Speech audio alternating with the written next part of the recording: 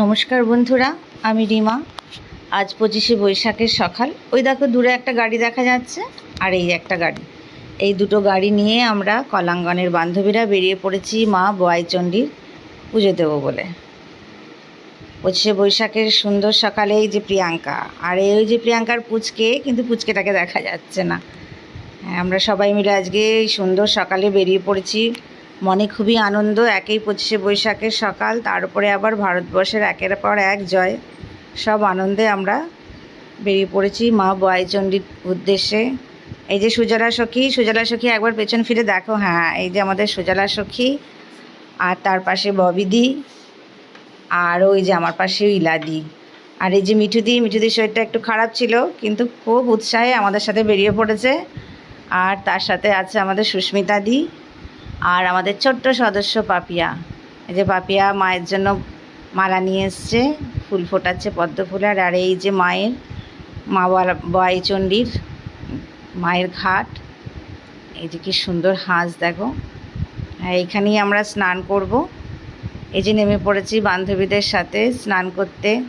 পুণ্য অর্জনের সাথে সাথে বান্ধবীদের সাথে স্নান করার মজাটাও দারুণ। হ্যাঁ, সুস্থ থাক আমার এইসব কলাঙ্গনের বান্ধবীরা, আর সুস্থ থাক ওদের সঙ্গে আমার এই সুন্দর সম্পর্ক। সবাই একবারে 7টা ডুব মেরে পাপ ক্ষয় করে চলে এসেছি। সবাই ডুব লাগাচ্ছে দেখো।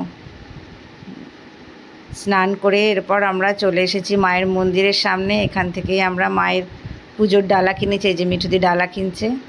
সবাই বাড়ি থেকে শাড়ি, আলতা, সিঁদুর সব নিয়ে এসেছিলাম। এই যে মায়ের মন্দির, এখানে ভেতরে ভিডিও করা বা ফটো তোলা যায় না, তাই তোমাদেরকে দূর থেকেই দেখিয়ে দিলাম। তারপরে পুজো টুজো করে আমরা চলে এসেছি মায়ের মন্দিরের পাশে গাছতলায় মুড়ি খেতে। এই যে পাপিয়া আমাদেরকে জিলিপি দেখাচ্ছে, গরম গরম জিলিপি। আর এই যে মিঠুদি মুড়ি ভাগ করছে। আমাদের প্রধান খাদ্য মুড়ি। হ্যাঁ, কলাঙ্গনের সখীদের প্রধান খাদ্য। এই যে গোল হয়ে বসে মুড়ি খেতে বসে পড়েছি। এখান থেকেই নিরামিষ চপ, বেগুনি, ফুলুরি কিনে, জিলিপি কিনে, আর বাড়ি থেকে নিয়ে এসেছিলাম শশা, ছোলা ভাজা, কলাই ভাজা, চানাচুর, ঝুরি ভাজা, সব একসাথে বসে গোল হয়ে। তোমরা তো দেখেইছো আমরা কলাঙ্গনে কত মুড়ি ফিস্ট করি। মায়ের মন্দিরের পাশেও হয়ে গেল এই যে মুড়ি।